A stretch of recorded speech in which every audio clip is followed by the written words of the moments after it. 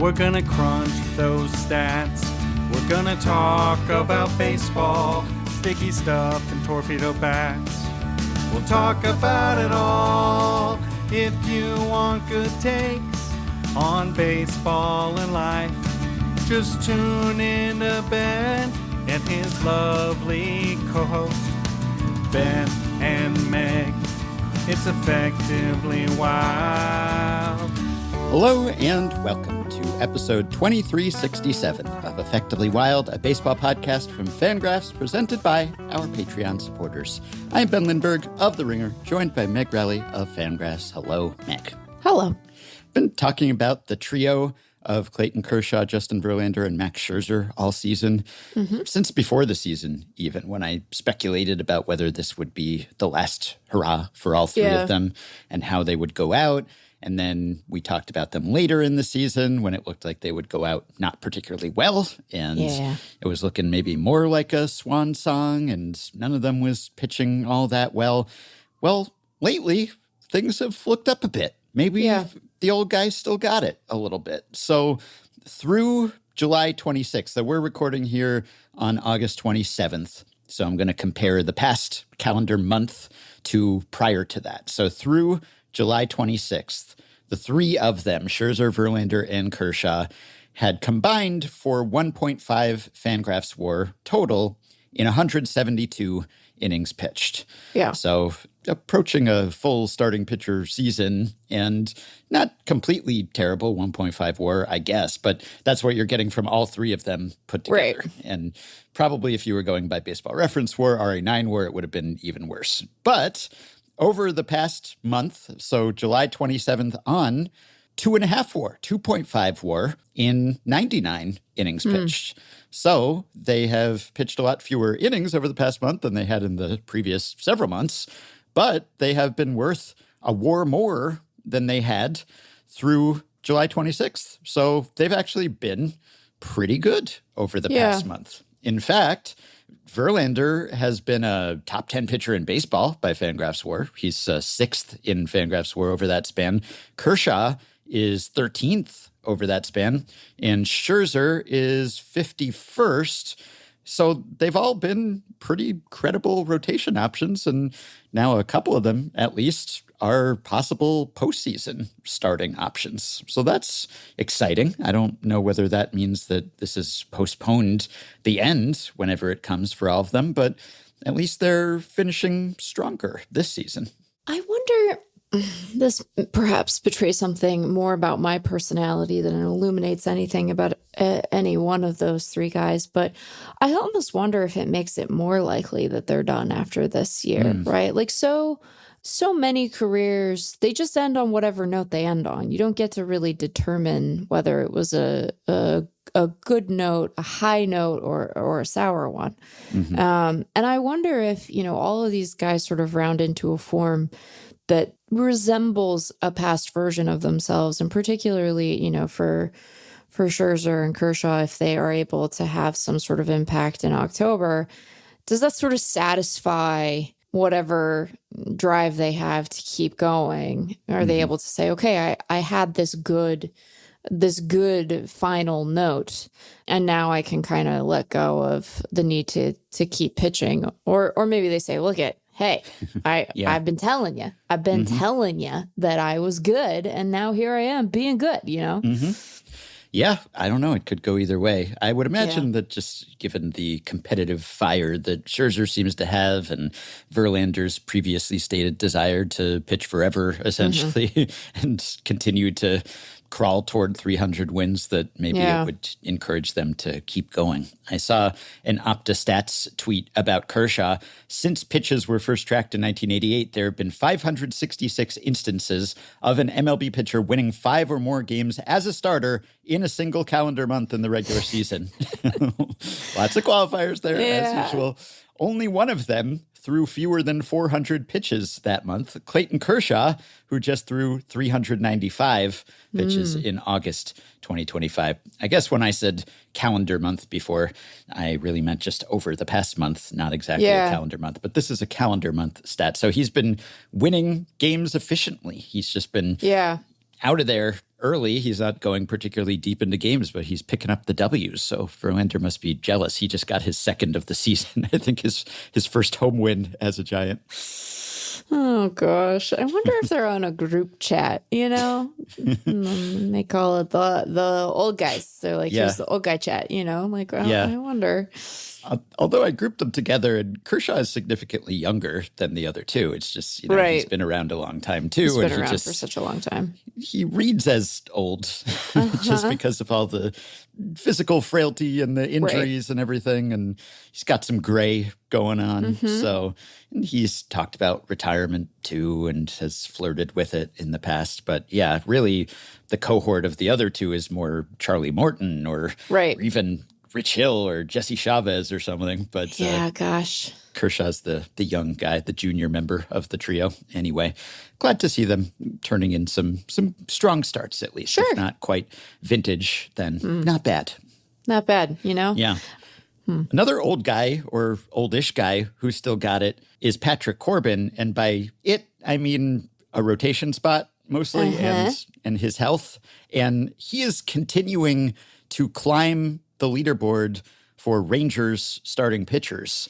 Yeah. And this is something that I forecasted that I wanted to predict until Clemens made his Corbin prediction in the preseason predictions draft. He snaked me with a much less bold prediction that has already come true, which is that Corbin would throw 100 innings.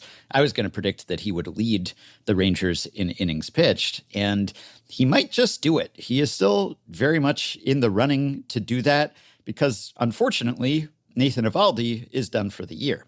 He has a rotator cuff strain, and he's been pitching super well, except for that one recent start after we talked about how well he'd been doing. He's had plenty of injuries in his career, but not, I believe, shoulder injuries. And so this is a new one and not one that you want.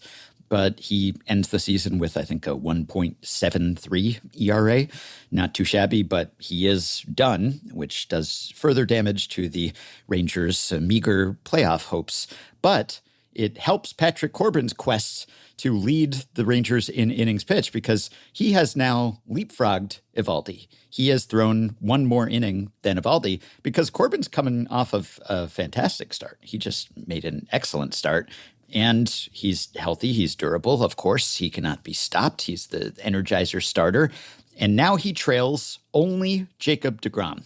Wow. Who I believe, did he miss a start recently or he just had an extended time off or something? Yeah, I can't remember. Yeah, it wasn't serious, but also it's Jacob deGrom. So all along I've been saying because Corbin was trailing only Nathan Eovaldi and Jacob deGrom. And those are two guys who have checkered pasts when it comes to actually staying on the field and taking the ball. So now only deGrom stands in Patrick Corbin's way.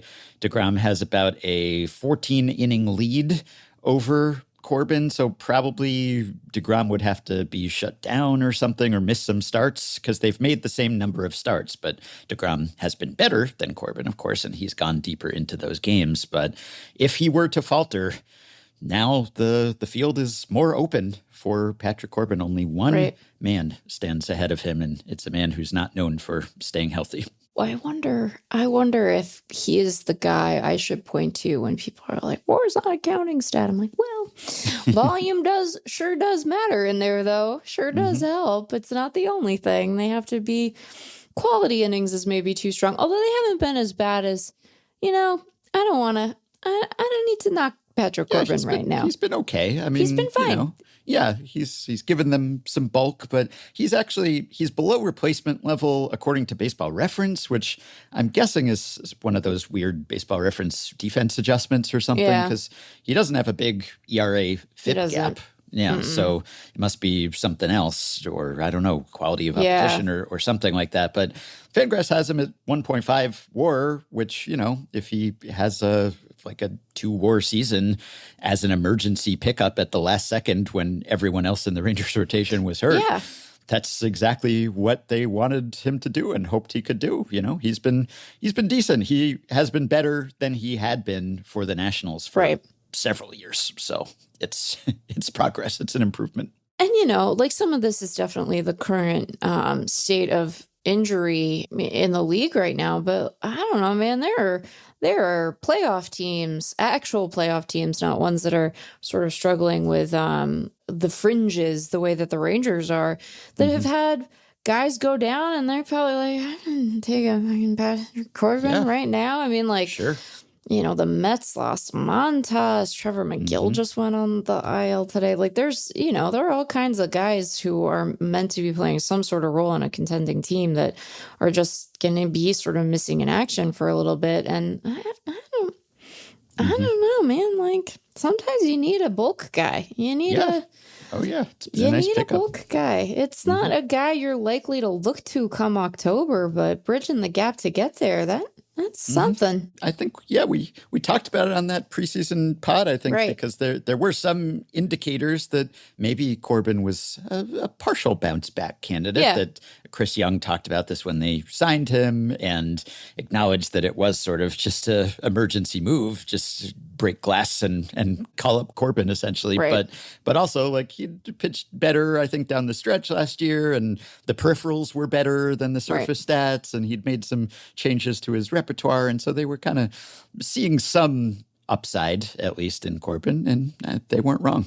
Sometimes showing up to work is valuable, even if the output on that particular day isn't the best it possibly could be for someone. If it's your best and you're there and the someone's not, I don't know, it's something. Yeah, I guess a couple other starting pitcher-related items. One person who will not be showing up to work any longer, at least for his previous employer, is Andrew Heaney, who was designated for assignment by the Pirates. Yeah. And I remember praising that pickup for them because I thought, it's so low cost. It was a one-year deal.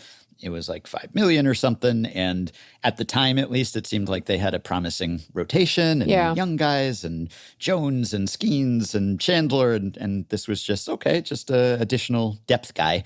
And for a while there, it was working out great. Just like through mid-June or so, it was paying off. He had been really good and seemed like a bargain. And then just everything completely fell apart. Yeah. He's been awful since then. Yeah. So he's actually been the worst pitcher in baseball by FanGraphs WAR since June 19th.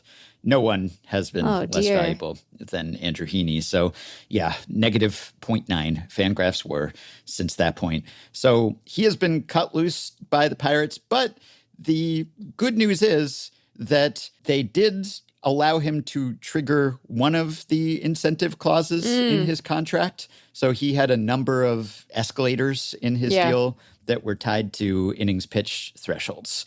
And he just passed the first of them because he just got to 120 innings. He's at 120 and a third. And so he got a bonus of $50K, I think, for getting there. Now, he did have additional bonuses to come if he had gotten to 130 innings, 140, 150, 160, 170. Like, he would have gotten more payouts of 100,000, 150,000 each. And maybe that played into why they let him go. But honestly, he's been so bad that I can't really even fault the Pirates for cutting him loose. But they did allow him to get to 120 innings and pay him $50K. And you know what? That's progress for the Pirates, I think, that they just didn't DFA him at like 119 and 2/3 innings pitched or something, because that's kind of what happened with Rowdy Tellez last season. Yeah. Which became a big thing. He hadn't been good for them either, but at least lately, but they cut him loose. 4 plate appearances, I think, before he was going to have a sizable bonus, and they were roundly criticized for that. So, you know what? Maybe this is a new leaf being turned over for the Pirates. We'll at least let Andrew Heaney trigger the first of those escalators. It's just baby steps for Bob Nutting, but just a slight pat on the back, a slight have to hand it to him for just shelling out some amount of money that, in theory, they could have gotten out of. What's that, a football for me to kick, Lucy? I will note that I've been pleasantly surprised this year. There have been like a number of teams where guys have not made the All-Star team. They haven't been named to it, but like their teams have just sort of paid out their all-star bonuses anyway. Like if they had a all-star incentive in the contract, like I think this happened with Eovaldi. It happened with a couple of the Phillies guys. And it's just like, oh, that's nice. That's nice. That's good. Seems good. Yeah, it's a pittance. It's a drop in the bucket in the grand scheme of things. And maybe it will pay dividends for you down the line in terms of improving your reputation or just making someone happy. I don't know. These things often, if you have a negotiation with someone, it just comes down to, are you willing to pay up at that point? It's not necessarily loyalty or a hometown discount or, hey, you did me a solid, so I'll just cut you a discount here and do you a favor.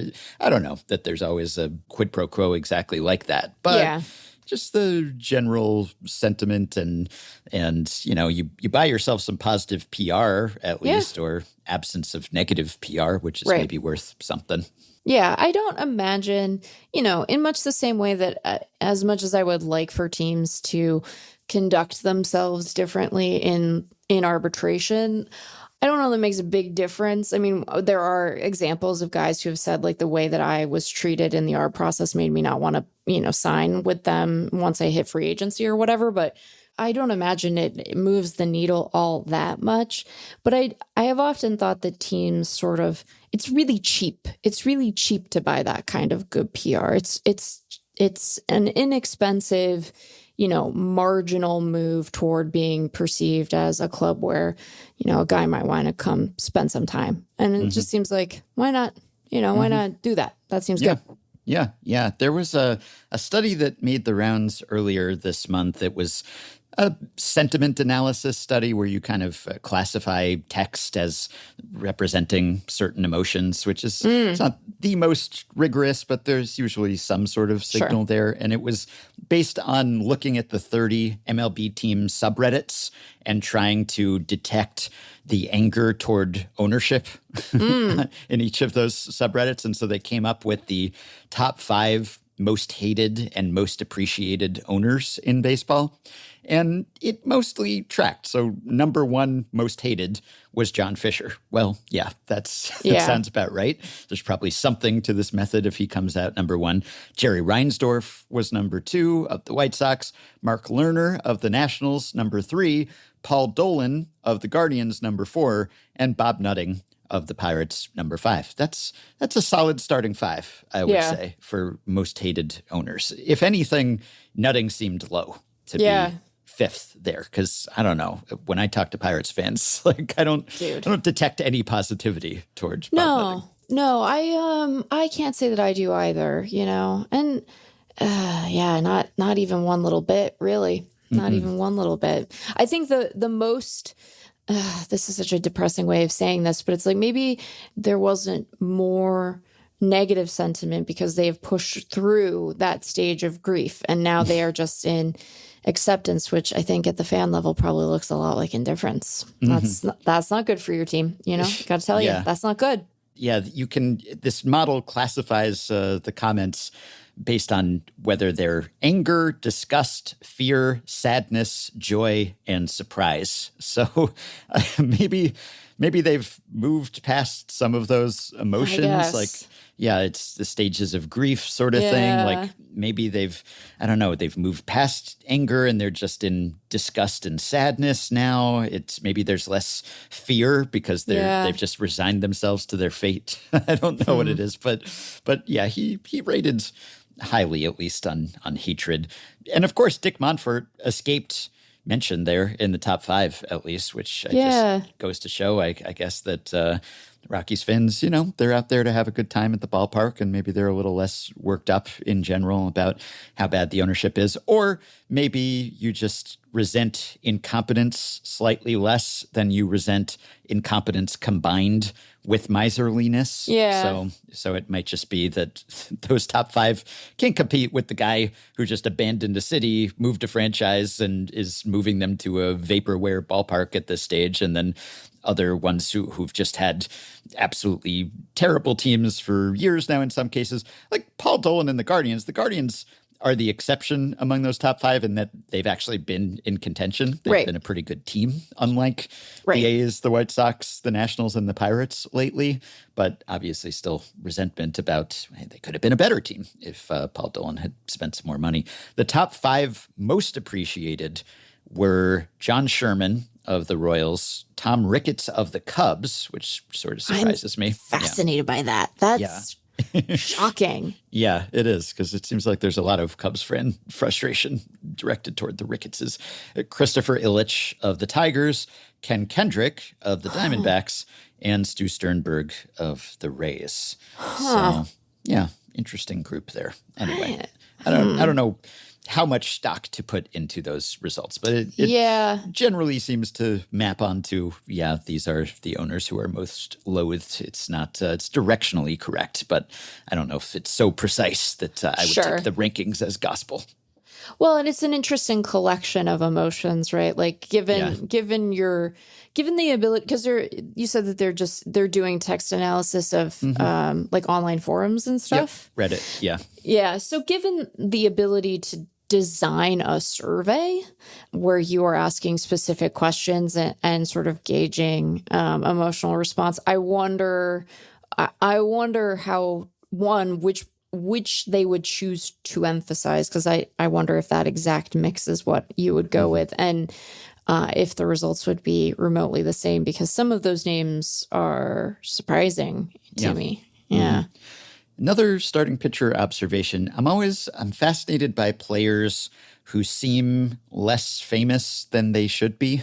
And I often talk about this in terms of position players. And I remember talking about Reggie Smith and Willie Davis. And you look at the wars of those guys, 60 plus, and you think, why aren't they Hall of Famers? Or why don't we talk about them more? And I had theories for why that was. And often when it comes to position players, it's like, well, they're good in a lot of ways, but they're not great in any one way, or they're not leading the league in that many categories. They're just kind of all around good, or maybe they're good at defense, or they were good at something that wasn't really appreciated in their day. Maybe they just got on base a lot or something. So something not flashy about them, or it could have to do with market size or any number of factors. But I always am interested in interrogating why exactly that is. Why don't we hear about this guy more? Why doesn't he have a higher Q rating?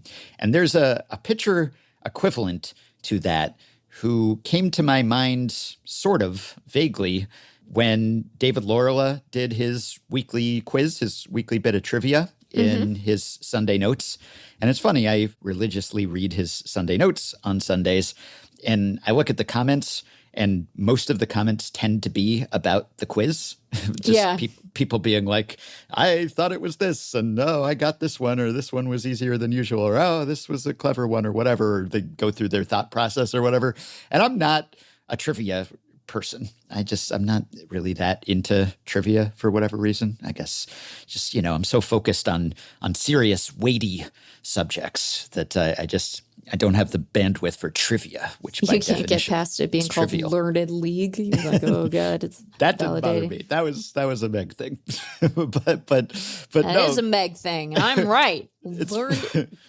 I don't see the problem with Learned League. It's okay. It's a different. Sure. It's same spelling, but different part of speech. That when you say you learned something, it's an adjective. I also have pretentious aspects of my personality. It's okay. So I often kind of just skip over. I read his notes, and there's so many interesting items, and maybe I'll see the trivia question, and then I'm so uninterested in the trivia that I will then skip over the answer, and I'll get to the end of the Sunday notes, and I'll wait, what was the answer to the trivia? Oh, right, I just glossed over it somehow. Like my eyes glaze over because I'm just not really riveted by the trivia, which is interesting because I'm fascinated by plenty of esoteric topics, but trivia, for whatever reason, I'm not really. It's never moved you. Yeah. So this one, though, I did pay some attention to because it was 3 pitchers in Montreal Expos / Washington Nationals history have won 100 or more games with the two-city franchise. Who are they? And there was a hint. 2 of them played exclusively with the franchise, while another had more career wins with a team other than the Expos or Nationals. And I thought about this one for a second, and I got 2 off the bat. I was thinking, okay, Steven Strasburg is, and it's, played for the Nationals many years, good pitcher. He's got to be one. And then I thought of Dennis Martinez, who is, not super well known, but for whatever reason, I've always just enjoyed the career of Dennis Martinez. He was good, and I remember him. He was still pitching when I got interested in baseball late in his career. He pitched forever. He pitched for 23 years, and he was good. So I thought of him. I wasn't sure if he had enough wins with them because he had pitched for other teams too, but I associate him mostly with the Expos. So I thought, okay, Des Martinez, El Presidente, that's probably another reason I remember him. Yeah. Memorable nickname.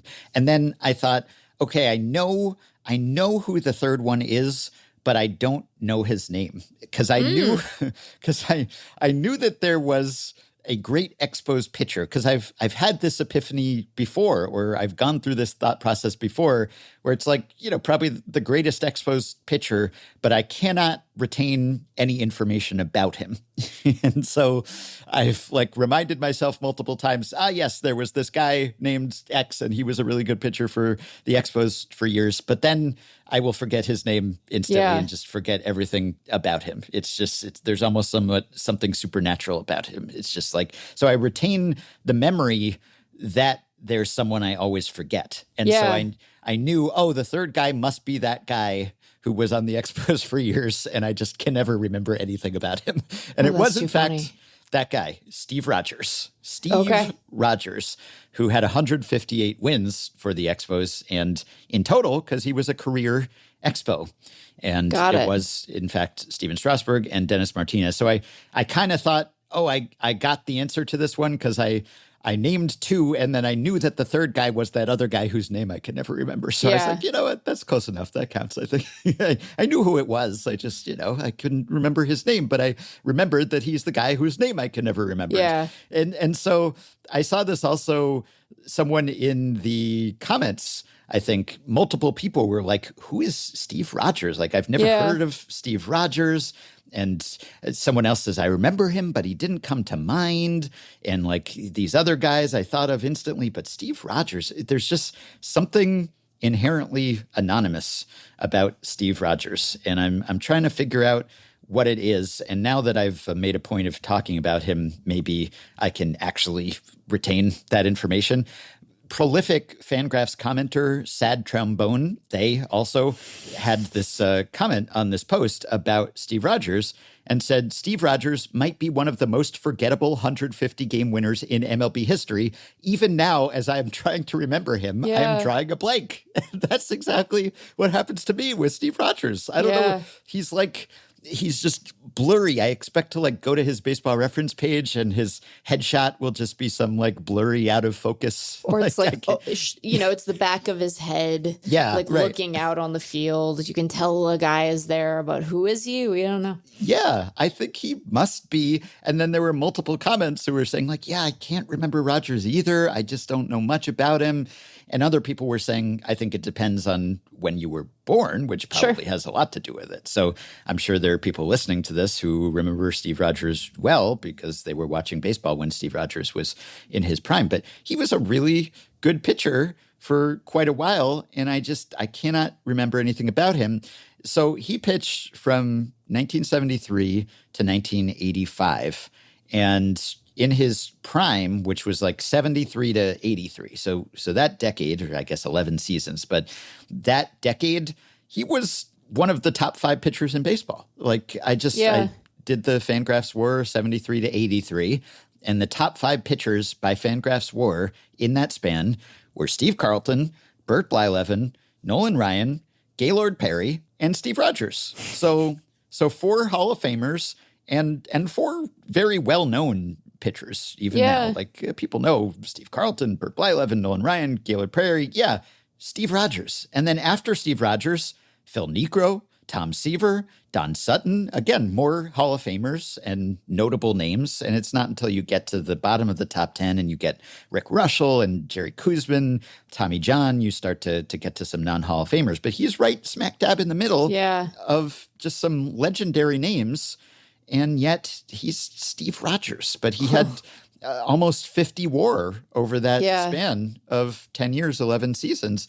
And I think the reason, or some of the reasons, maybe why I can't remember Steve Rogers and other people can't either, evidently. So, he was a career Montreal Expo, so that probably has something to do with it. A little less visibility, a franchise that doesn't exist, at least in that same city anymore. Yeah. And another thing I think is that his name was Steve Rogers. Yeah. Maybe that was part of, which I still think with like Reggie Smith, it's just like Reggie Smith. I mean, I guess it's not really less memorable than, say, Reggie Jackson, but I think Reggie Smith is maybe less memorable because of Reggie Jackson. That was one of my theories, like Willie Davis overlapping with Willie Mays and Reggie Smith overlapping with Reggie Jackson, and they were just sort of outshone by those guys. But yeah, Steve Rogers, it's just a very forgettable name, just a couple common, not very distinctive names. And then the Expos, and he didn't really, I think he pitched in one postseason and it didn't go very well for him. So that probably hurts too, just like not pitching on the national stage very much.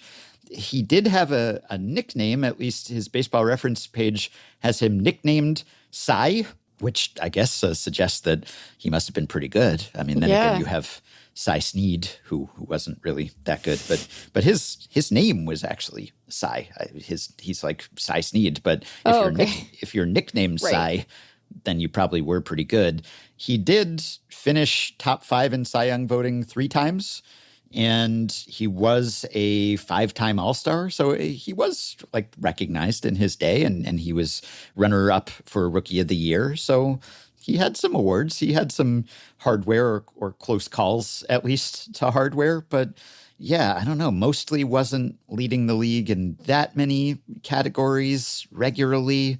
But he was just a really good pitcher. The other factor, I think, is that span of seasons that I cited is it for him. Like, he then got hurt and was more or less done. Like, he was, playing out the string in 84, 85, but wasn't adding much value or pitching that much. So he had that peak of about 10 years, but that was it. So unlike Dennis Martinez, he didn't hang around for an additional decade. Like if Steve Rogers had as long a career as Dennis Martinez, he probably would have been still pitching when we got interested in baseball, and maybe we would have been more aware of Steve Rogers. But he had a fairly short career. But this is my way of now cementing in my mind, and maybe other people's minds, Steve Rogers, he existed, he was real, he was pretty spectacular for a while there. And I don't know, I should try to cold call him. He's still around, 75 years young. And maybe I could call him up and say, why can't I remember you? Say something, say something memorable so that you'll stick in my mind. He'd be like, why are you calling me to tell me I have left no impression on you whatsoever? That's weird. I know. I was having this conversation about trivia with no less a luminary than Sarah said at Saber Seminar this past weekend, where I enjoy trivia, like bar trivia. I have a good time doing bar trivia. I have bar trivia sports category paralysis. Oh. I get so nervous, right? Because the assumption is, particularly as it pertains to baseball, like, oh, she's gonna know this. Yeah, that's a lot of pressure. Right. And then I get in my head about it and I'm like, I don't know if I'm right. And I'm worried that I won't be able to recall it fast enough. And so I get like bar trivia yips in that category. But I do much better in other random categories where, it's been a while since I handed that to you.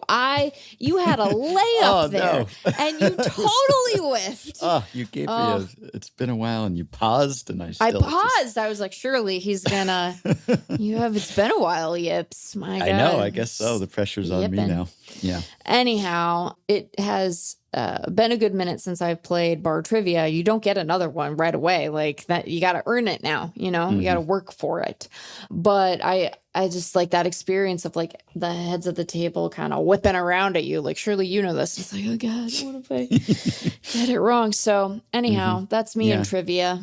Yeah. And trivia, it's a separate thing. You can have expertise in trivia without having expertise in sort of broad baseball knowledge or baseball analysis, and vice versa. You can be good at one of those things and not be that great, not have a great head for trivia, because they are really distinct categories of knowledge. And sometimes I've talked about this, that people will brand sabermetrics as trivia, sort of like the joke will be, you know, some obscure split, like in that Simpsons episode that was sabermetrics inspired. And it'll be like, oh, what did right-handed hitters do on the 3rd day of August with the full moon, with, you know, when it's raining or whatever. And like, that's trivia. That's ephemera. That's hyper-specific small sample splits. That's in a way kind of not what sabermetricians are often interested in, but they both involve stats a lot of the time. And so people kind of conflate them. Yeah, they get lumped together, I agree, unfairly, you know? Yeah. Well, if you're listening and you remember Steve Rogers, or you are Steve Rogers, then please write in, let us know what you remember about him and why you remember him. And I'm sure if you were watching baseball in the 70s and 80s, then you probably do remember Steve Rogers quite well, even if you weren't an Expos fan. But for whatever reason, his name has not really lived on. It's been lost to history a bit. Can I offer another potential explanation, right? So, and perhaps I'm overstating the case, right? Maybe this would have been less common as a reference at the time, because comic books existed, but we didn't have like the Marvel thing to socialize them. But he played for the Expos, so you wouldn't call him Captain America. That would be weird to have. And so maybe it's that there's this like a disconnect between the most obvious potential nickname you could assign to him and the place he played, where it would just be so strange to call him Captain America. I mean, was he American? Is he American? Is he born in the U.S.? He is. He's from Jefferson City, Missouri. Jefferson City, Missouri. Okay. Well, I say that like, oh, yeah, my deep and abiding knowledge of Missouri geography, which I will embarrassingly admit is quite poor, not as poor as my ability to play bar trivia if it pertains to baseball, but poor nonetheless. But maybe that's the problem, is that like if he had played for an American team, people would have just been like, Captain America. And then you'd remember, because it would have a nerd hook for you, you know, but it lacks a nerd hook because he played for the Expos. Yeah, that is a good point. Is it a good point? I think it is. I think it is a good point. I think, yes, it would have been an oversight if we had not noted it. Right. It's certainly a point. Good, I'll leave to our listeners to decide, but it is a point that one could make. SEO for him, certainly, these days, because you're not going to get as many Steve Rogers former pitcher results as you are. Captain this is America. like our question about James Wood versus James Woods. You know, how do you... Yeah. What do you have to... The autocorrect. Did you mean... Right. No, I did not mean. Yeah. I did not mean. I really didn't mean. Yep. Okay. So here's something that caused a bit of controversy in the Twins sphere the other day, and I thought was kind of interesting. There was a quote by Royce Lewis about how he doesn't want to make midseason mechanical changes because he is worried that it will jeopardize his stats and thus his earnings. So Royce Lewis has not had a good year, and he had a good game the other day. He hit his latest grand slam, but the grand slams have been fewer and farther between for Royce Lewis of late. And he wasn't great at the end of last season either, which maybe was fatigue or maybe was something else. But he's been a significantly below average hitter this year, and he's been beaten by fastballs. And so it seems like some sort of change is in order. But I'm quoting here from an Athletic piece by Dan Hayes. Lewis says he has been hesitant to make swing adjustments. Arbitration eligible for a second time, Lewis doesn't want to do anything drastic that could hurt his counting stats before the season ends. Still, before Friday's game, Lewis worked with his coaches to slow down his quick hands. He's hoping adding length back to his swing will prevent him from missing hittable pitches. So he's tinkering, but not doing a wholesale overhaul. And then the quote from Lewis is, "It's also hard to make a full in-season adjustment because you can try that, and those 30 games or at-bats of trial go toward your stats. Yeah. Do you really want to sacrifice that? And if it doesn't work, then you go back to what you were doing before. It's always hard. I know Michael Harris II just did a significant change. Obviously, he's been on fire. Being under contract probably helps because he knows what he's making that year and the year after. For someone like me, I'm fighting to take care of myself and my family. I don't want to put any of those stats in jeopardy. I'm trying to do what's best as fast as possible, but feeling like I've been on an island, it's kind of tough." So obviously, some people were going to criticize Royce Lewis for stating that so plainly. And it's not a team-first attitude, clearly. I mean, it's by definition, basically, he's saying that he's putting his stats and his earnings first, and he's just being upfront about that in a way that I appreciated. Just not dancing around it, really, because I'm sure he's not the only person to feel that way, but not everyone would say it that way because they would be worried about how that would land with people.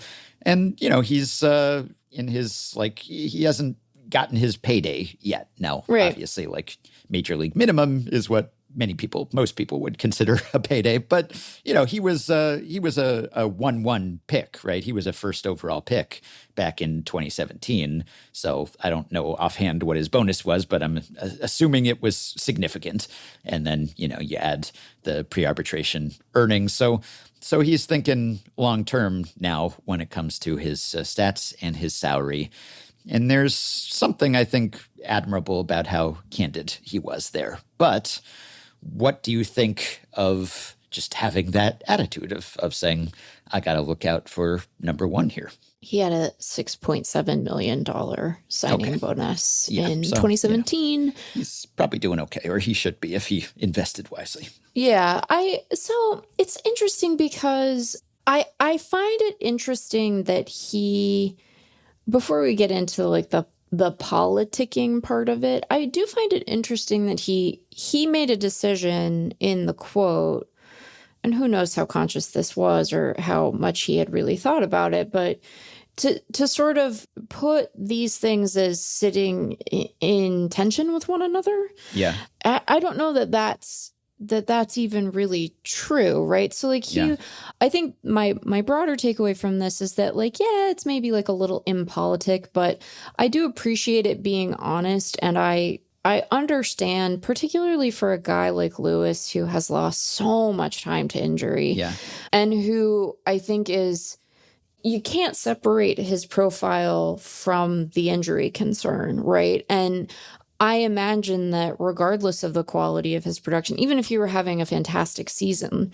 by the time his free agency rolls around, the injury piece of it's going to be a major consideration for whichever team signs him, right? And he's still a good bit away. He's 3 seasons from being able to hit the market, which gives him time to bounce back from this sort of down year, but is going to mean that he's 26 now. He turns 26 in June, so he'll be almost 30 by the time he hits the market, right? And so it's I can understand a guy in his position saying, I need to maximize my earnings as much as I possibly can.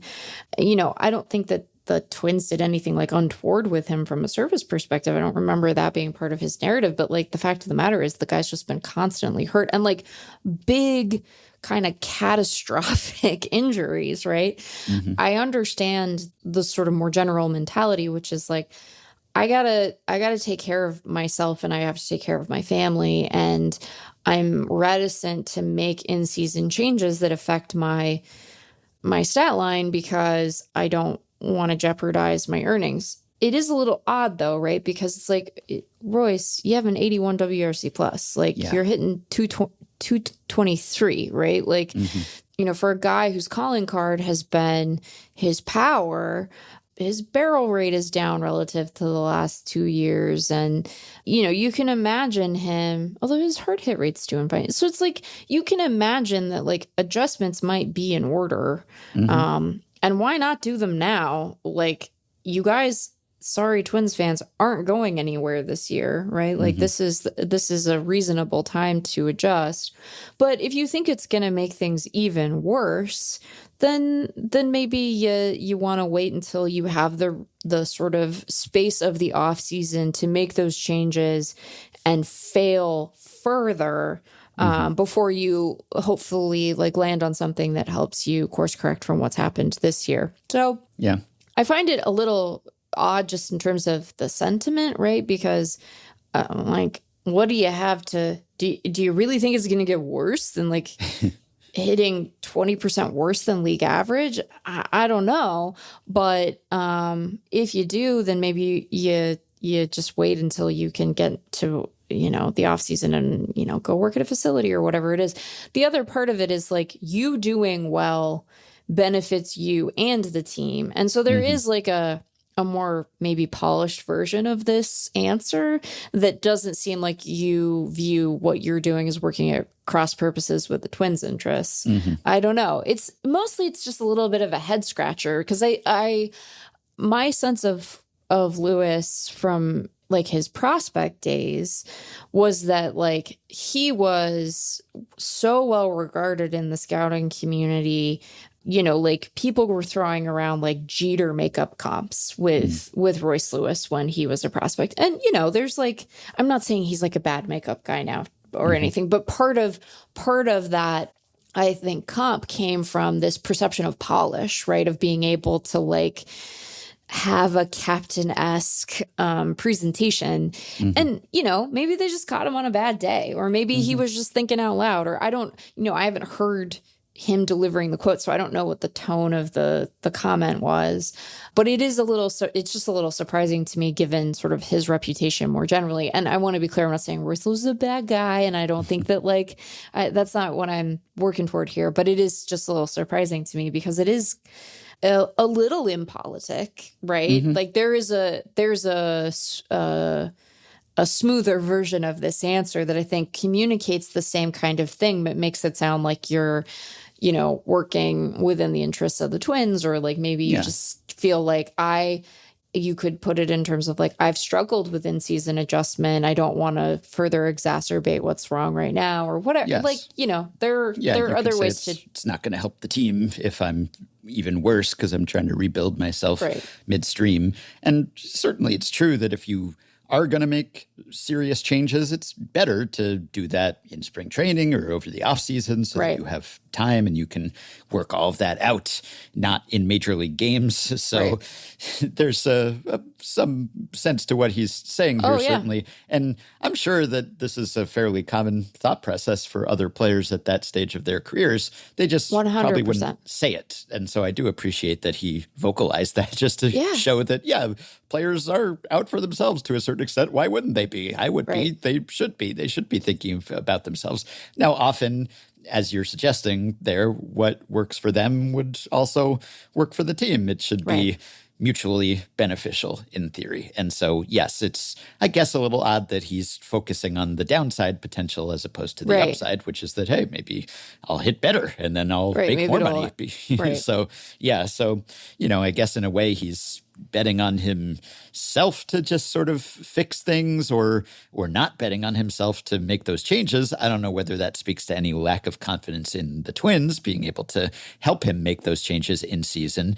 The other thing is that you could say, well, having a team first attitude is sort of a two-way street, and the Twins as a franchise, they have not invested in the roster. So why should he take a team first mentality if their owners aren't doing that? If they've kind of left this roster out to dry now for multiple deadlines and winters in a row, then, they're not in a playoff race right now. Right. So they're really playing out the string. And so in that context, players are kind of looking out for number one, because what's the point of being a team first player if your team isn't going anywhere? And a big part of the reason why it's not going anywhere is because your owners haven't invested in the team, and also you just traded a huge chunk of the team. So would he think this, or would he say this if the Twins had been on a different trajectory, or were they in a different spot in the pennant race? Well, no, maybe not. Maybe that changes things. I don't know that he said that, or that explicitly had some bearing on his attitude here, but it's not hard to imagine that it might have. Well, and like, I don't want anyone to come away from this conversation with thinking like, wow, it's wild how, Ben and Meg don't think that Royce Lewis is a team player, that he hates his team and he thinks they're stinky garbage. That's not. But I do think that if you're a player on a club that has just gone through a teardown and is looking at an uncertain future in terms of like the level of investment and commitment that ownership is going to bring to bear, like it does. It at the very least like lays bare the transactional nature of it, right? Like you are investing in the team. That is often a terrific investment for you as a player. It can be incredibly lucrative. You get to have the joy of going to the postseason. You're giving back to your teammates. You have camaraderie. Like it's not a bad value proposition by any means, but like it is one that you only have so much control over how much investment there can be. You can really only bring your own. And you can, if you're a sufficiently important player, perhaps you try to bring the power of persuasion or pressure to that ownership group, but like you're kind of limited. You're depending on all of your teammates doing their best, and you're dependent on the organization, both from a on-field and front office personnel and ownership to do its part. And I think that like the guys that they have dealt with difficult circumstance and are doing as well as they can. I think that the people who work for the organization in a non-ownership capacity are working very hard, and ownership hasn't held up their end. And I can understand there being frustration with that, and sort of not that you have to view it cynically, but that you view it honestly, that there's like an eyes wide open component to it. I think that these guys probably take seriously a commitment to like playing for each other and having camaraderie and wanting to bring winning baseball to the Twin Cities, but also have an understanding that like you have to protect your own interest, because it's not like ownership is going to swoop in necessarily with like a super lucrative extension offer or, free agent offers to other players or what have you. So that's what we mean. All of that, not stinky garbage. We are not implying stinky garbage. We are simply saying that like they haven't done a great job. And now they won't even sell the damn team. I mean, get out of here. Get out of here. Yes. If there was any confusion about our takes being bad, actually the takes were good. So they were good. Just a misapprehension. Right. Yeah. Right. I just don't want anyone to come away with the wrong idea. We had a great take, and any like refusal to see that sounds like a skill issue. Yeah. Are you annoyed that we're not on any of these great podcast lists? I'm not annoyed, but I do feel a little ruffled. But there aren't very many sports. There's very little sports podcast representation. I'm mad on behalf of the genre. This isn't about me. That would be selfish. But there are so many good sports shows out there. Yeah, Where is a the top sport 100 representation? Sports podcast of the and century, we weren't on it. And we weren't on there. I would get might smart a bit. I think I would be annoyed by that. I can't decide if that's reasonable, but it is how I would feel. Yeah. Yeah. Certainly the top 100 most sports podcasts of the century. Right. That's I mean, I think arguably a top 100 most podcasts, It's possible. Yeah. Like we're talking about counting stats. We're putting up numbers here, Yeah. I'd like to think the innings are better quality than what Patrick Corbin brings to bear on a regular basis, but we're matching volume. We got that. That'll be reflected in our arbitration payouts or our Patreon payouts. which is There our you go. equivalent of that. Well, Royce Lewis, even though he is not hitting as well, is actually striking out less. And the league as a whole is also. We talked about this not that long ago, earlier this season, noted that the rise in strikeout rate has been arrested, perhaps even reversed to some extent. I think it's even lower now than it was when we talked about that. It's 22% on the dot league-wide. That's 22% of all plate appearances have ended in strikeouts, and that is down from 22.6 last year, 22.7 the year before that, 22.4 the year before that. It's the lowest it's been since 2017. So, that's significant, and it's lower even if you account for the universal DH and just look at position players only. The strikeout rate, which was just seemingly inexorably rising for more than a decade, it has halted that rise. And we talked a bit about why and how, and I don't know that we had a firm answer on why that's happened exactly. I have a theory, a hypothesis here, or at least something that I think might be part of the anti-strikeout soup here. So I'm just going to throw it out, and you can tell me whether you think this is at all believable. So there's a paradox, or a apparent paradox about strikeouts, which is that it's very good to have a high strikeout rate as a pitcher, but it's not that bad to have a high strikeout rate as a hitter. There just seems to be an imbalance there. It seems like it should be equivalent. How could strikeouts be so good for pitchers and not so bad for hitters? And I guess there are multiple ways that one could explain that. I know Bauman wrote about that earlier this year. But the way I think about it is that it more or less is equivalent on a single plate appearance basis, I think. And so this apparent paradox, it's more on the player level or on the season level. Because like in a single plate appearance, it's just about as bad for a hitter to strike out as it is good for a pitcher to get that strikeout, I think. Just, getting a strikeout, making an out, getting an out, it's kind of similar. And of course, like one reason strikeouts aren't so bad for batters as well, it's better than a double play.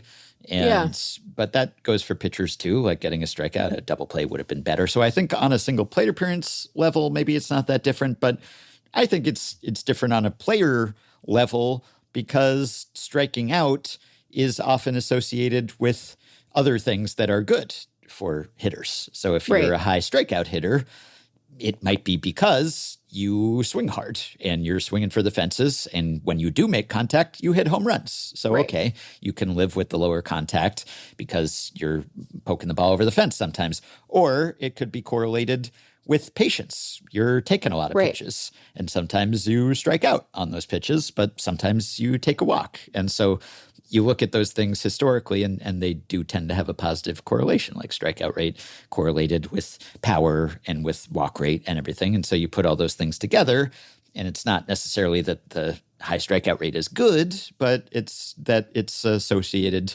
with other things that are pretty good. So you can live with it and make up for it, compensate for it in other ways. But there is sort of a second paradox about strikeout rates, I think, to invoke another Apple TV Plus series I'm watching, because I must be watching multiple Apple TV Plus series at all times. What's happening? There's not just one foundation, there's a second foundation.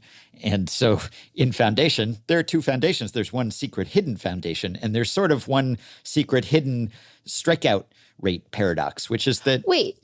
So there's a show. There's a show called Foundation. Based on the Is it Isaac about Asimov a literal? books. It's about a building foundation. It's like about a building.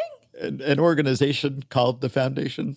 Yeah, it's okay. It's a far future sci-fi series about trying to hasten the end of an empire or abbreviate the interregnum between empires. Is in this? Oh, he is extremely in this. He is all parts of Lee Pace are in this series. Do we get naked Lee Pace? Do we get a little? Not like full frontal, but sidal at least, I would say. Yeah. So if we're going to talk more about that on the bonus pod. If you're interested in looking at Lee Pace, which who isn't, then you should check out He's Foundation. Very handsome. Oh, he absolutely is. Oh, I'm so happy to see Jared Harris continuing to work. Of course, what Jared a Harris guy. in a sci-fi series, just match made in heaven. Okay, so it's about a shadowy organization in the future. Yeah. Okay. I like our new Ben Explains Apple TV Plus series to Meg. I mean, I'm telling you, some of these are... I recognize some of the other people in this show. Okay. Okay. Yeah, it's good. All right. It's in its third season now. Anyway.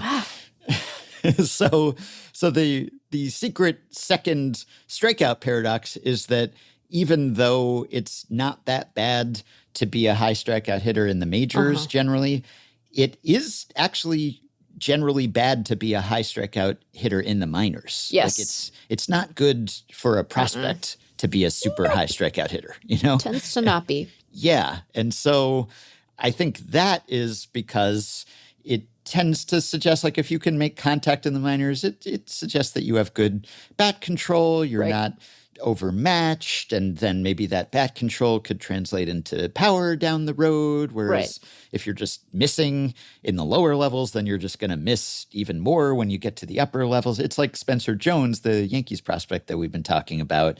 He's not the tippy-toppiest of prospects, even though he has a ton of power and everything, because he strikes out so much. And in fact, he's 20 feet tall. Yeah, and he's struck out, like 31% of the time in AAA, even something like that this season. And I think he has not continued the tear that he was on the last time we talked about him at AAA. Yeah. So it's a significant downside for that, for a prospect, for a young player in the minors.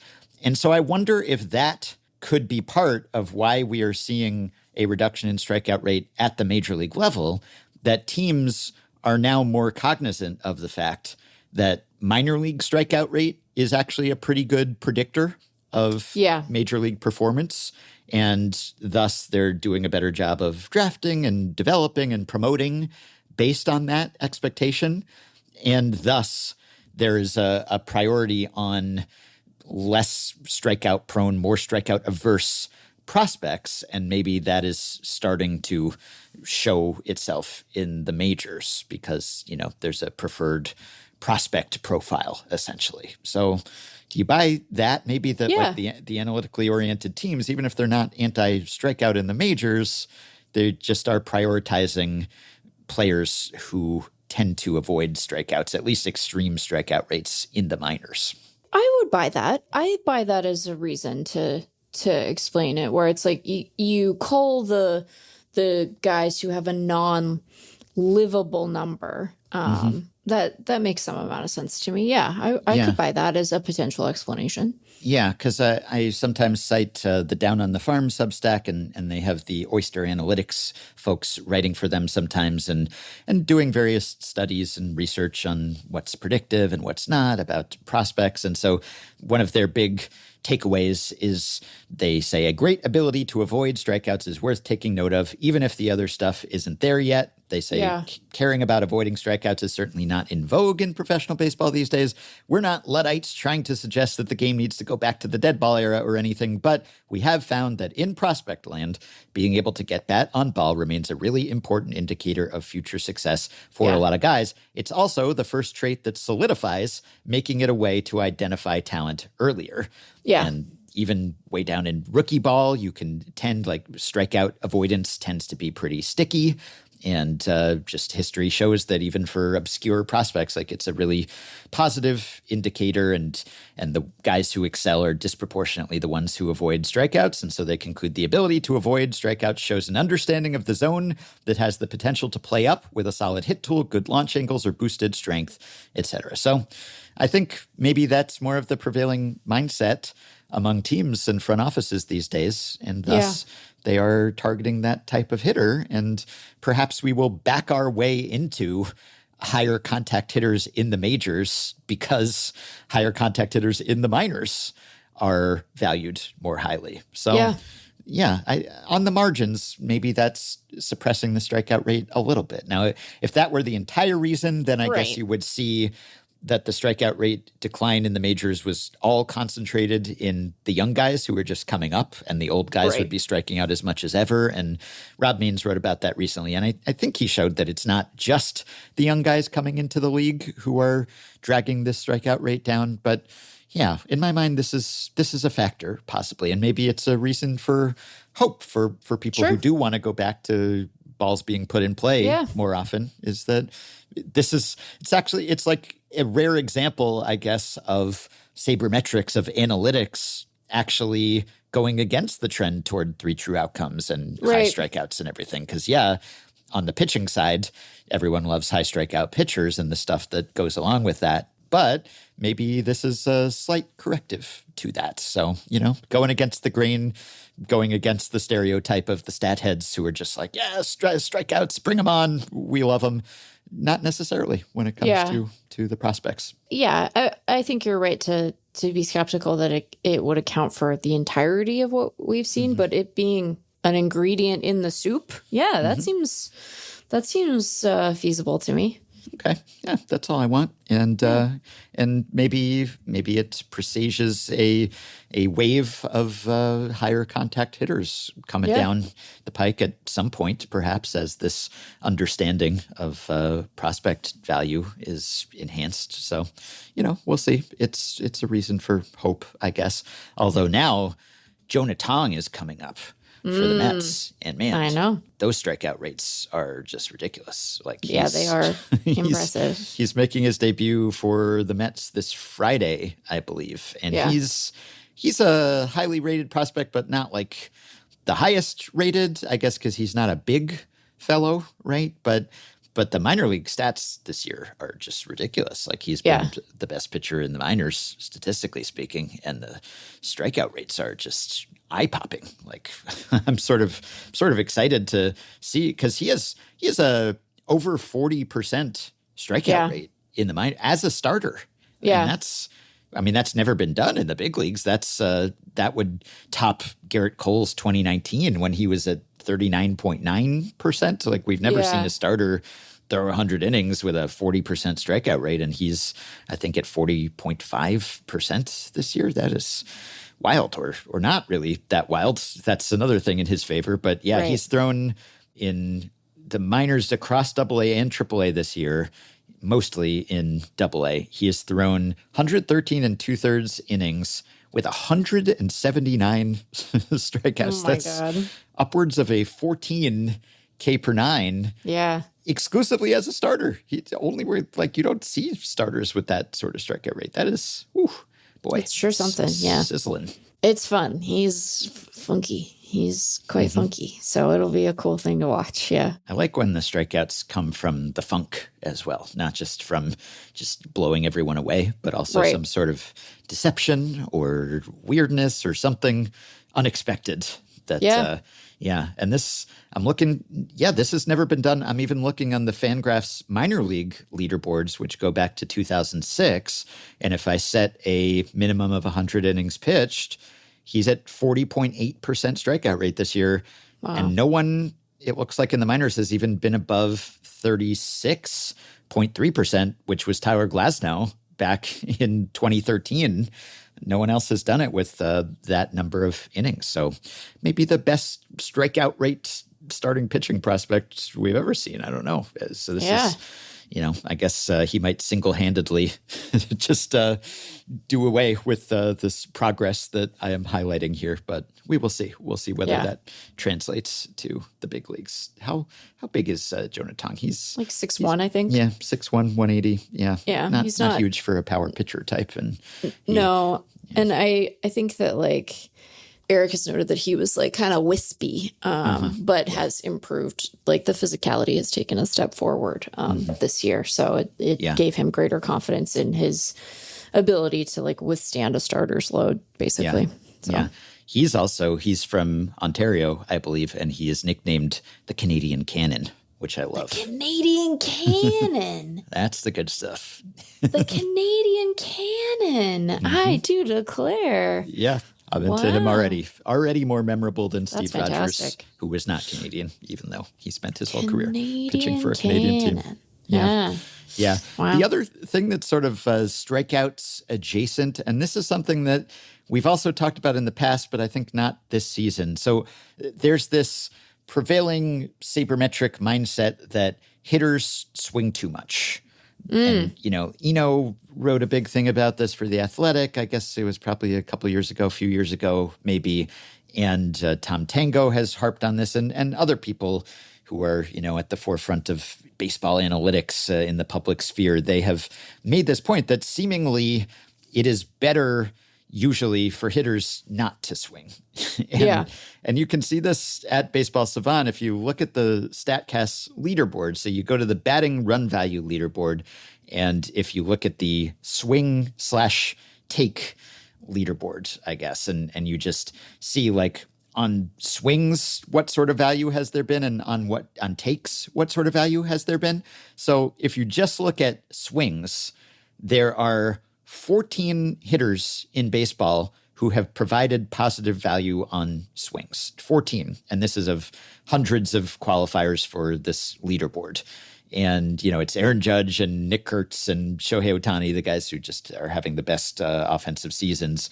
And Juan Soto is there, of course. It's mostly just some of the best hitters in baseball, but only 14 of the 300 on this leaderboard have positive values on swings. And this is not like relative to the average batter, because that wouldn't make sense. This is just like, is it better for hitters or is it better for pitchers, basically, in terms of run value? And only 14 hitters have had positive run value when they have swung. So usually when hitters are swinging, it's good news for pitchers. Whereas if you look at the leaderboard for takes, you have the same 300 hitters. Every single one of them has positive value overall on their takes. So when a hitter takes, in general, it's good for the hitter. When a hitter swings, in general, it's bad for hitters. And this seems counterintuitive because, obviously a lot of good things happen when hitters swing too. They need to swing sometimes, or it would be difficult, at least, to put up a number of runs. But they also swing and miss a lot, and they also swing and make outs a lot. And so on the whole, swinging tends to backfire. And Savant breaks this down by the region of the strike zone and everything. So obviously, if you're swinging at pitches in the waste zone, which is way outside the zone, or even the chase zone, then that's particularly bad for you. But even in the heart of the zone, which you would think would be the pitches that you would want to swing at, that often also is not that great for hitters. So Tango put it like this at his blog: at some point, batters are going to set aside their ego and do what the genius batter, who is Juan Soto, has figured out: treat every pitch as if it's a 3-1 pitch. I know it's hard to do, but that's what batters should do. And once they do that, and walks skyrocket temporarily, pitchers will then adapt and throw hittable pitches. So then batters just need to treat each pitch as a 2-1 pitch. You see, pitchers aren't that good at locating. The batters really have the upper hand if they can learn to take a pitch. And as Tango acknowledges, easier said than done. Just don't swing at that pitch that you're not going to hit that well. Well, pitchers are good at making it look like a hittable pitch, and then it's not. So he's also breaking it down by when it's a certain distance from the plate, and at that decision point, what does it look like and everything. But the takeaway, I guess, still stands, which is that hitters seemingly, based on the numbers, swing too much, and if they all collectively decided to swing less, then that would be good. That would benefit offenses. And then, I don't think it would benefit spectators necessarily, because there'd just be even less action. There'd just be more walks, and, it might just be kind of boring. But if your goal is to score runs, it seems like it would further that goal to swing less and to be more selective. And yet it doesn't seem that has happened on a league-wide level, which I'm really intrigued by, because so many insights that the analytics people have quickly made inroads in the game and maybe become the dominant strategy, or you can just see it in the numbers. Over the past decade, as all of this thinking has infiltrated front offices and come to dominate front offices, just everything that's the bloggers were advocating for, 15 years ago, it's mostly been embraced, and it's happened, and it seems like old news, but not this particular thing that a lot of writers have been belaboring this point. And yet I look at the plate discipline stats, and we have PitchFX, pitch tracking back to 2008. And comparing 2008 to 2025, there's no sign that this is happening. It just, the swing rate on all pitches is higher this year than it was in 2008. And it's not just more swings on pitches in the zone, though it is that. Even the chase rate is higher this season than it was in 2008. And, there's different vendors and different tracking systems and could be some slight inconsistencies here. But overall, there's no long-term trend toward greater selectivity, greater patience, greater passivity, whatever you want to call it. So I'm really fascinated by this because if you read some of these studies and look at the numbers, it would suggest that there's like a lot of value to be gained here if you could somehow drill into your hitters, hey, don't swing so much. And yet it doesn't seem as if any teams have done that really. Yeah. And I don't know why that is. I don't know why, if the message is not getting to them or they're not receptive to the message or pitchers are so good that they can't help themselves. I don't know. I don't know either. I am skeptical of any advice to professional athletes. It's like, just do this. And it's like, all right, well, okay. Right. Get right on that. And I know that Tango is acknowledging the difficulty of the thing. So it's not as if he is indifferent to that notion. But yeah, I mean, yeah, like, yes, but also. Yeah. Could it be, maybe it's just gotten harder and harder to lay off because the pitchers are all wizards. They're so days. good. Yeah. And they're so tricky, and they try to be tricky. They're trying to trick you. Yeah, right. They're good at their jobs too. So, hitters are good. Pitchers are also good. And maybe have had the upper hand in some respects. Right. But hitters have changed their ways demonstrably in other respects, like, lifting the ball or pulling the ball in the air. Like you can see changes there, and yet no changes whatsoever seemingly here. So now maybe it's just that this has not fully pervaded the front offices yet, or it hasn't made the leap to the field yet, or maybe it's just too difficult to convince hitters not to do the thing that they really want to do because they want to hit the ball. They want to hit the ball. Yeah. Like Sam and I considered this, I think, when we were going to the Sonoma Stompers, because we thought at that level, well, pitchers can't find the strike zone. So if a hitter gets ahead in the count, what if we just put the take sign on? Like what, they're probably going to walk a lot of the time because pitchers just won't throw 3 strikes before they throw 2 or 3 balls or whatever it is. But we were hesitant to do that because hitters are going to hate that. You come in and your big message is like, don't swing because A, you look silly if there's a pitch down the middle and you don't swing at it. That's kind of embarrassing. And then B, like the whole reason you got into hitting and playing baseball to begin with probably is that you like to swing. I mean, it's fun to swing and to make contact and hit the ball. And you want to have the home run trot, and you don't get the same applause and everything for drawing a walk. And we've talked about that too, historically, how hitters didn't even get credit for a walk. It was seen as more of a mistake by the pitcher than the skill of the hitter. And even if that's changed, you're still less celebrated for walking unless you're maybe Juan Soto and you're just so known for that. But even Juan Soto hits lots of homers. So I don't know that you could actually convince hitters. You just get run out of the room if you stand up and your big message is, well, we've crunched the numbers and we've concluded that you should not swing.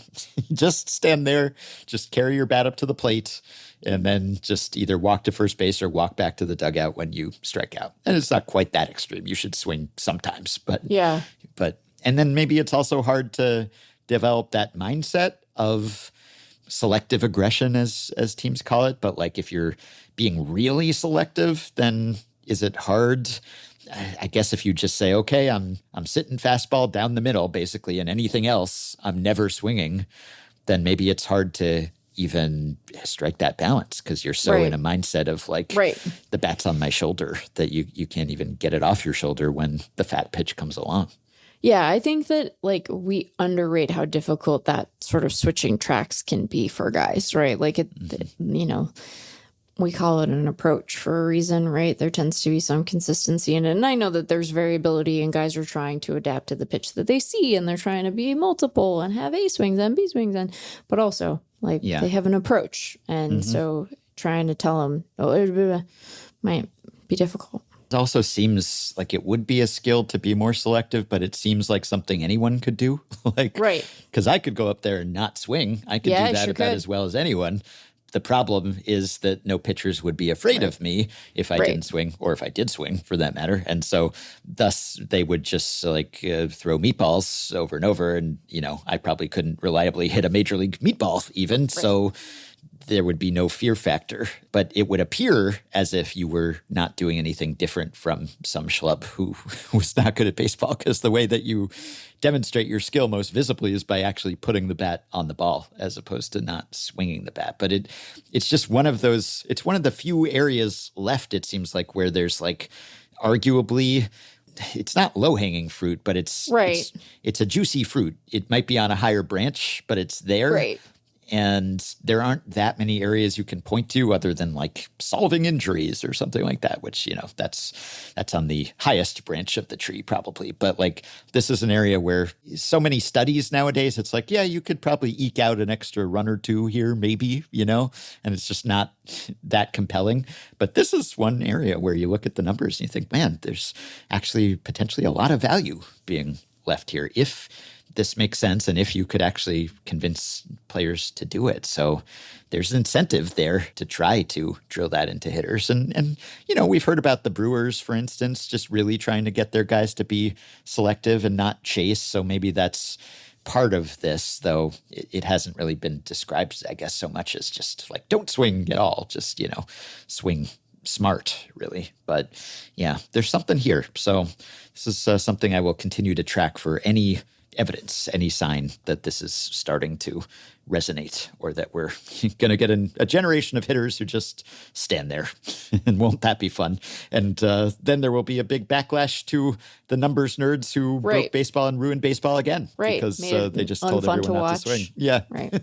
I can't argue that this would be good for entertainment value at all. But yeah, nonetheless. Okay. This is something I think you feel somewhat strongly about too, which is that minor league attendance is down significantly. And not just because there are fewer teams, though that's a big part of it, but because there are fewer fans going to the teams that remain in existence. So J.J. Cooper just wrote about this for Baseball America. Headline, minor league baseball projected to draw under 30 million fans for the first time in decades. So as recently as 2019, pre-pandemic and pre-contraction of the majors, minor league baseball was drawing more than 40 million fans per year. So 2019, 41.5 million fans attended games. And now we're on pace for fewer than 30 million. So that's a huge drop. Now, part of that, obviously, is that there are fewer teams, which is lamentable in its own right.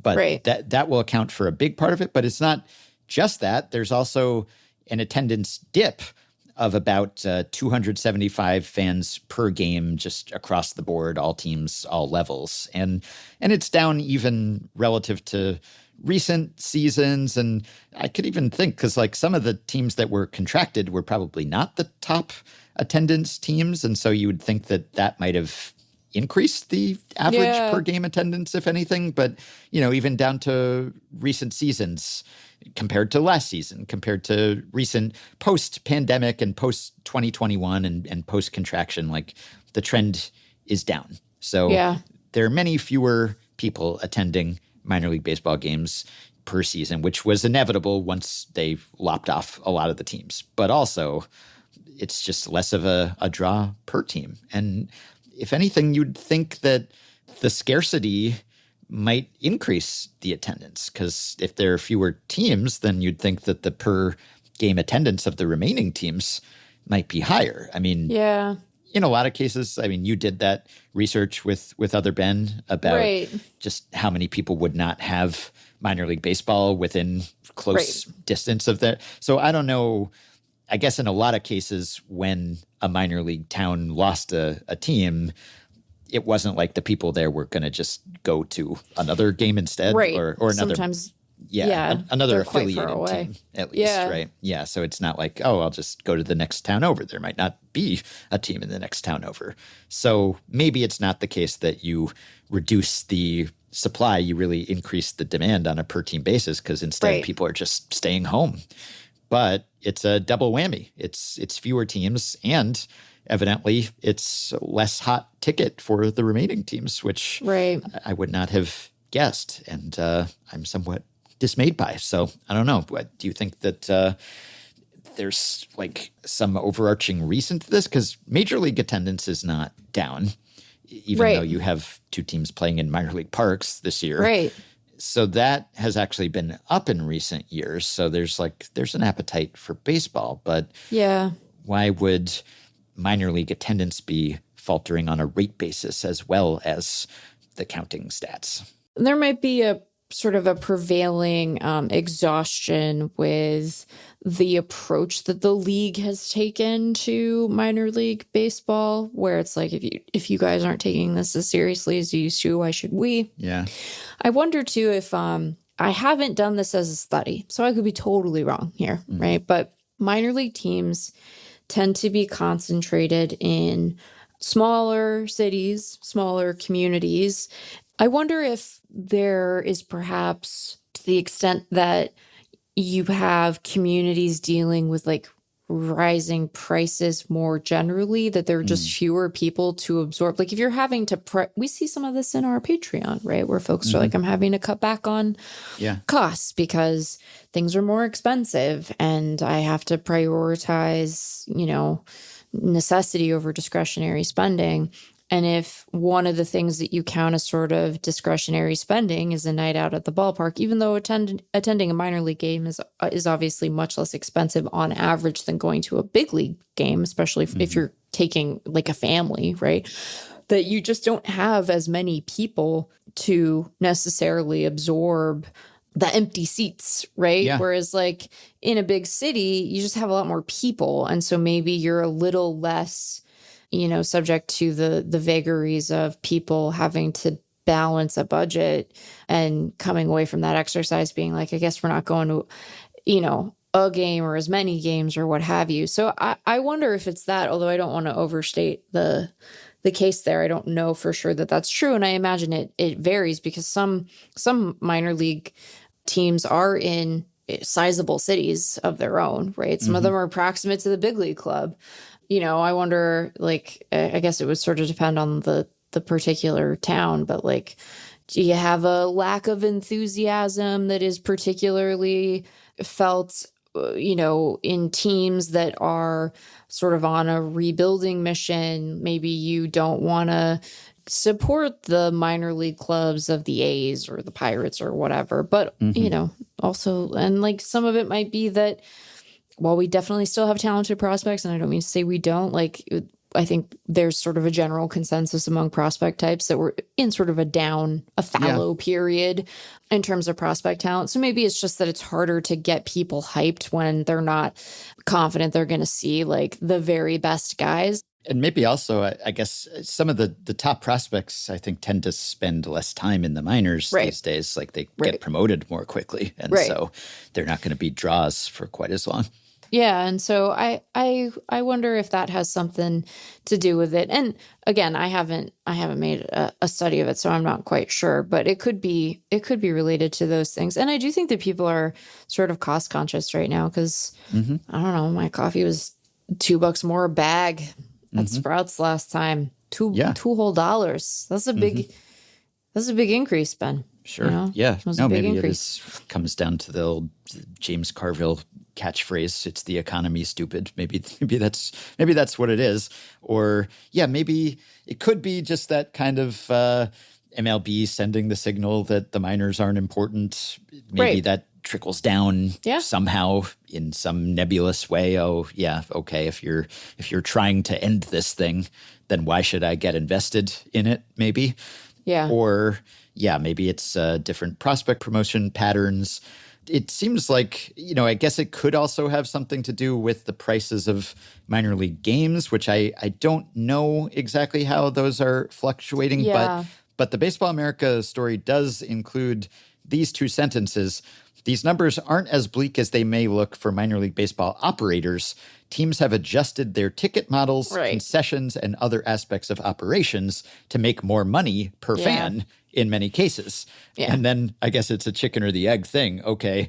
Are they making more money per fan because they're getting fewer fans and so they have to milk the remaining fans for more? Or are there fewer fans because they're making more money per fan? So if there's, we've talked about the private equityization of minor league baseball and how that hasn't been quite as nefarious as it sounds so far, although everyone's kind of waiting for the other shoe to drop. But maybe if there is more variable pricing, or you're raising prices on tickets or concessions or whatever else, then maybe you're keeping people away from the park and you're making money anyway, but you're shrinking the pool of people who want to come to a game. So that could be it too. So yeah, I don't know. At the MLB level, it's flat. Essentially, it's a tiny bit up per game relative to last year, despite the A's and the Rays. But I don't know. It's not good. It seems disconcerting that regardless of the reason that there are 12 million fewer people, it's not 12 million people. It's some people who are going repeatedly, of course, but 12 million bodies passing through turnstiles or purchasing tickets fewer now than there were 6 years ago. That can't be good for the long-term future of baseball. Unless you want to be really just optimistic about it and say, well, those people who aren't going to those affiliated games, they're going to indie ball games. They're going to college league. There's summer league, whatever. They're bananas converts. They're going to the banana. Yeah. They love the bananas. It could be, maybe we blame this on the bananas. The bananas are killing minor league baseball because they're just too popular. I'm not blaming anybody for anything. Yeah, but that would be one positive interpretation, that people have just pivoted to other forms of baseball consumption. Yes. Maybe they're watching major league games more. Maybe they're going to these other local alternatives that either already existed or have sprung up in the wake of the minor league downsizing. And so the amount of baseball consumption and enthusiasm is constant. I guess that's possible. I'd like to think that that's true, but I don't know that I believe that. Some number of those people have probably just forsaken baseball and just aren't paying attention to baseball anymore because their minor league team picked up stakes or just was folded. And so they thought, well, screw you too. I'm out. You're leaving. I'm also leaving. Yeah, could be true.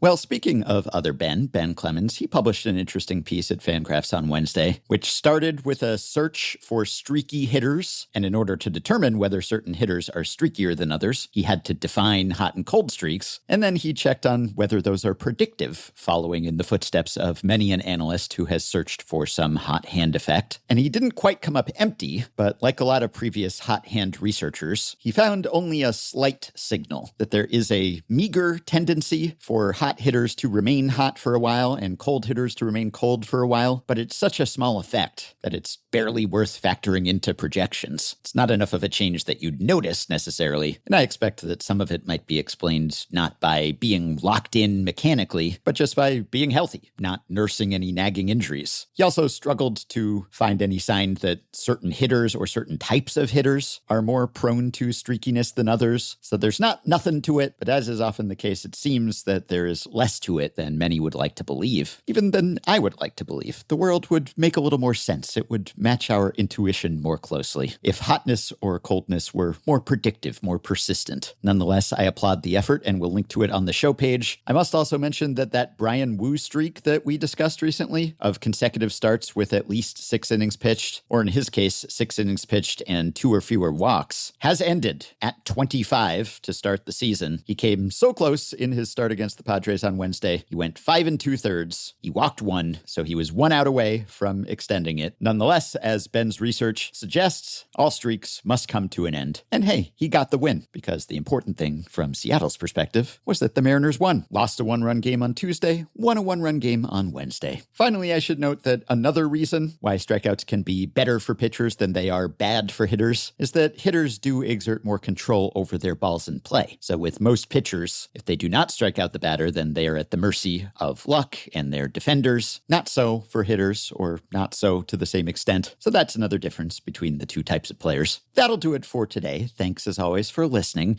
You can support the podcast on Patreon by going to patreon.com/effectivelywild and signing up to pledge some monthly or yearly amount to help keep the podcast going. Help us stay ad-free and get yourself access to some perks, as have the following 5 listeners: Phil Newfer, Tim McGinley, Emily Schoendorf, Kyle Nelson, and Michael Henshaw. Thanks to all of you. Patreon perks include access to the Effectively Wild Discord group for patrons only, monthly bonus episodes, the next of which we'll be recording this coming weekend, playoff live streams, prioritized email answers, discounts on merch and ad-free FanGraphs memberships, and so much more. Check out all the offerings at patreon.com/effectivelywild.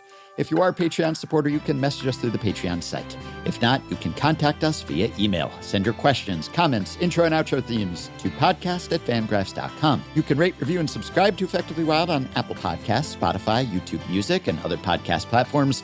You can join our Facebook group at facebook.com/group/effectivelywild. You can find the Effectively Wild subreddit at r/effectivelywild. And you can check the show notes at FanGraphs or the episode description in your podcast app for links to the stories and stats we cited today. Thanks to Shane McKeon for his editing and production assistance. We'll be back with one more episode before the end of the week. Talk to you then. I wanna know about baseball.